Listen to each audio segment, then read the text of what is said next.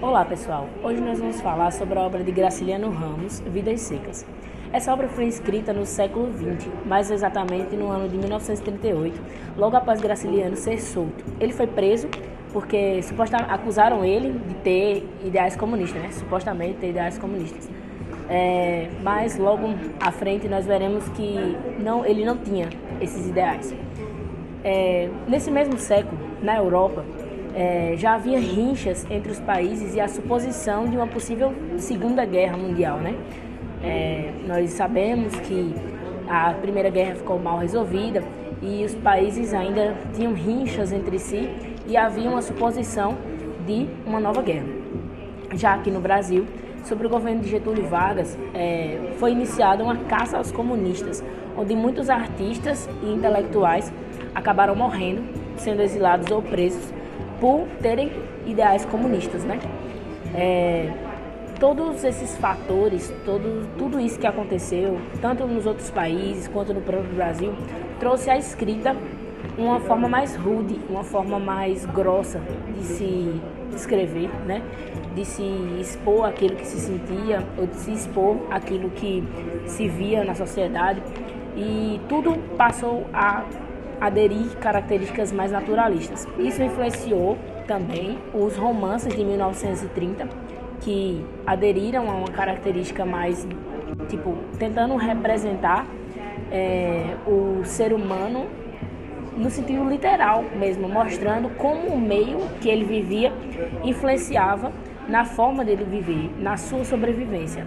No próprio livro Vidas Secas, retrata como a família sofria dificuldades por um período de seca, por o sol escaldante, por a dificuldade de conseguir comida, e mostra todo o sofrimento e todas as barreiras enfrentadas por aquela família.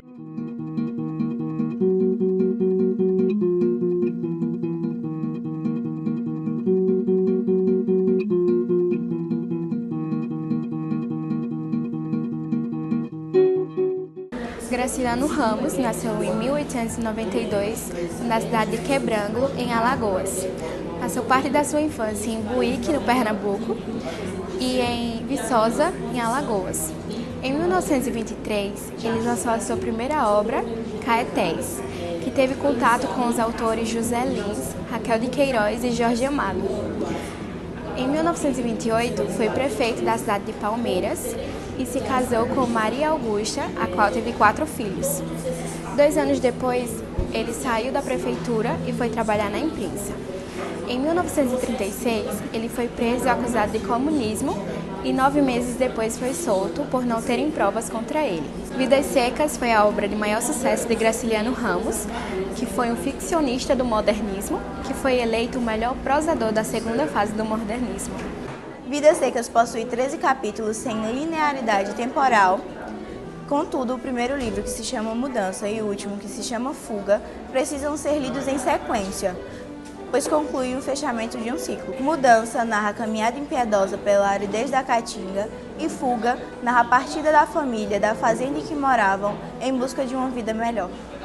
Assim, pode-se dizer que a miséria da família representa o ciclo. O livro conta a história das personagens que moram no sertão nordestino. Fabiano era um homem rude com pouca escolaridade. Chegava a considerar-se um animal. Sofria muito com a brutalidade do patrão e admirava as pessoas que tinham modo e jeito de utilizar a palavra. Por não saber se comunicar direito, Fabiano entra em um conflito no jogo de apostas com o soldado amarelo, e o soldado, não sabendo perder, começa a insultar Fabiano. Fabiano, também não querendo receber ofensas, ofende a mãe do soldado e acaba na prisão. Ele pensa na família, em como chegou naquela situação, e perde a cabeça, grita com todos, coloca a família como se fosse um fardo a carregar. Assim, a Vitória era esposa de Fabiano e cuidava dos filhos e da casa.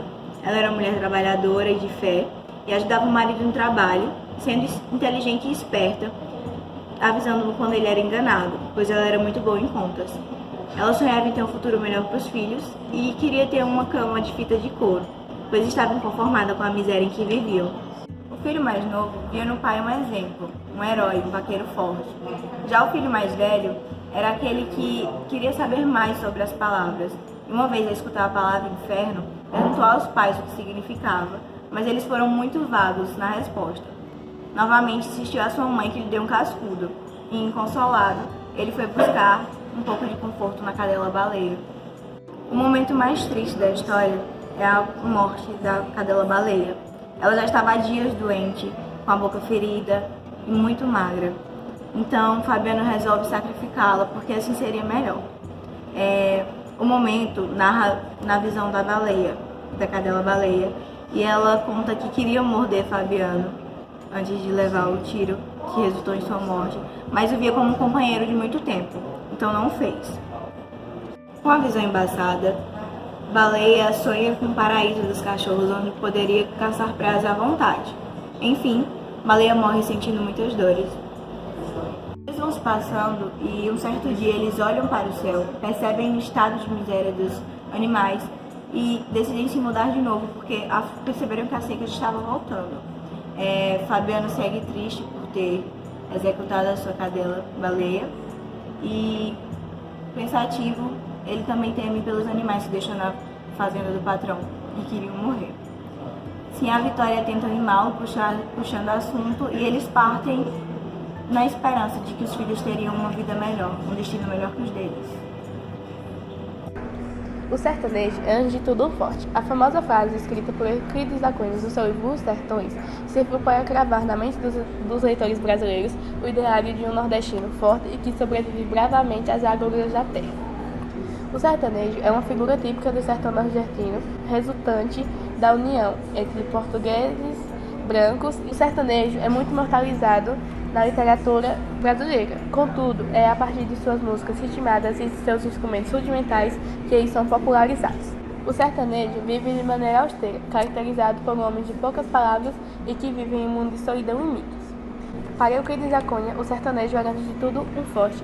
Para Guimarães Rosa, ele era representado pelos cangaceiros. Graciliano Ramos foi na contramão e representou o sertanejo conformado com a sua realidade e que vive apenas para fugir da seca.